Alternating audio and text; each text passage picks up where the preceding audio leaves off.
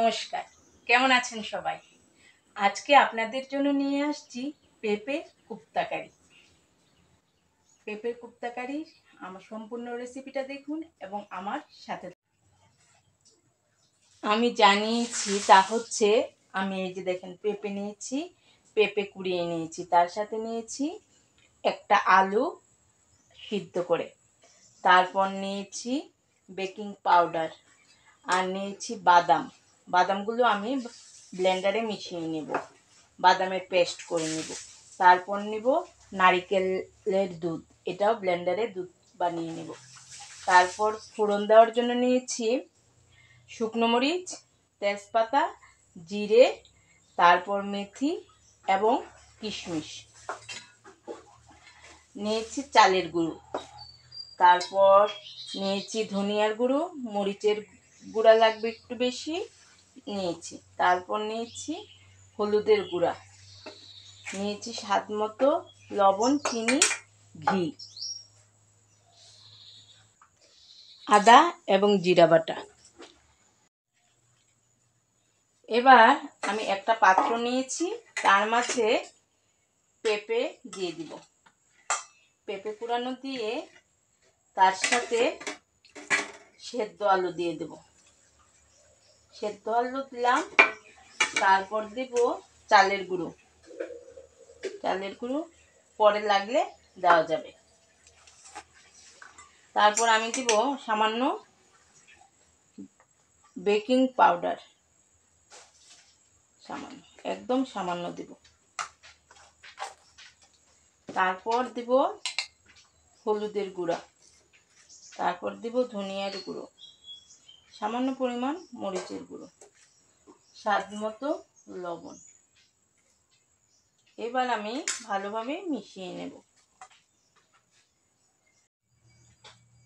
এবার আমি সামান্য ধনেপাতা কুচিও সাথে মিশিয়ে নেব।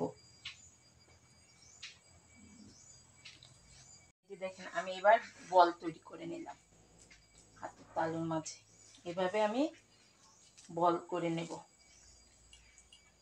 দুই তালুর মাঝখান দিয়ে। এই যে দেখেন আমি এবার তৈরি করে নিয়েছি। কড়াইয়ে সাদা তেল দিয়ে দিচ্ছি, তেলটা গরম হওয়া পর্যন্ত অপেক্ষা করছি। এবার আমি একে একে ছেড়ে দেব।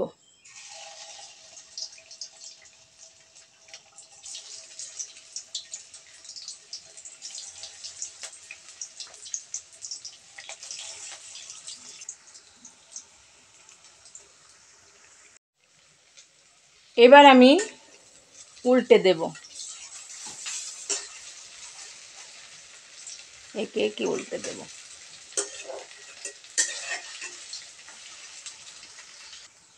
একটু লালচে রঙের করে আমি ভেজে নেব কোপ্তাগুলো।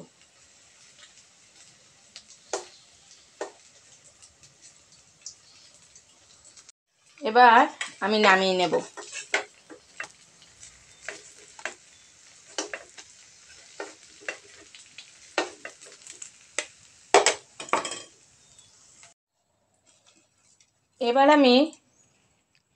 এবার আমি শুকনো মরিচ দিয়ে দিলাম।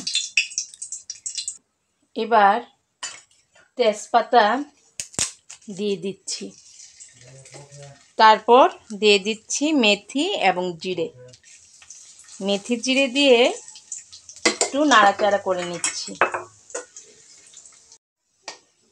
এবার আমি একে একে সম্পূর্ণ মশলাগুলো দিয়ে দিব। প্রথমে আমি হলুদের গুঁড়া দিচ্ছি, এখানে 2 চা চামচ হলুদের গুঁড়া আছে। তারপর দিয়ে দিচ্ছি আদা এবং জিরা বাটা, এখানেও আছে 2 চা চামচ। তারপর দিয়ে দিচ্ছি ধনিয়ার গুঁড়ো, আমি 2 চা চামচ দিয়ে দিলাম। তারপর দিচ্ছি মরিচের গুঁড়ো একটু বেশি লাগবে। তারপর সামান্য জল দিয়ে দিচ্ছি যেন মশলাটা পুড়ে না যায়।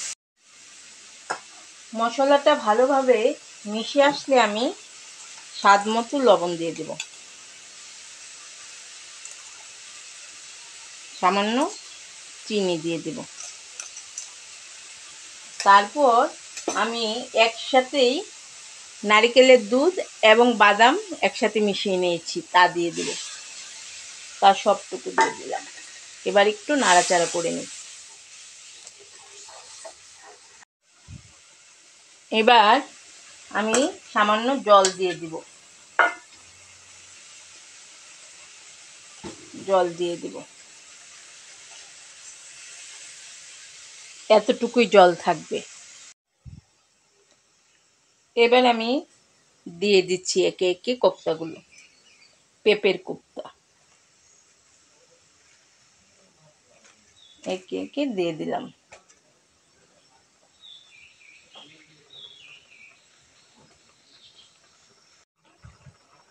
এবার আমি কিশমিশগুলো দিয়ে দিব। কিশমিশ দিব, তার সাথে আমি কয়েকটা ছোলা বাদামও রেখে দিয়েছিলাম, তা দিয়ে দিচ্ছি।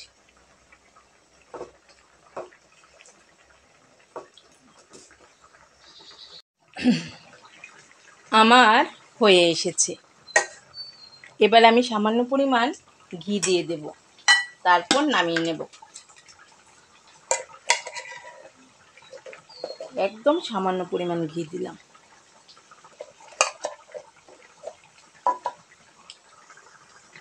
এবার আমি নামিয়ে নিচ্ছি, নামিয়ে একটা পাত্রে ঢেলে নিচ্ছি। উপর দিয়ে আমি সামান্য নারকেল কুড়ানো ছড়িয়ে দিলাম। নারকেল কুড়ানো ছড়িয়ে দিয়েছি, তার সাথে কয়েকটা কিশমিশ এবং বাদাম।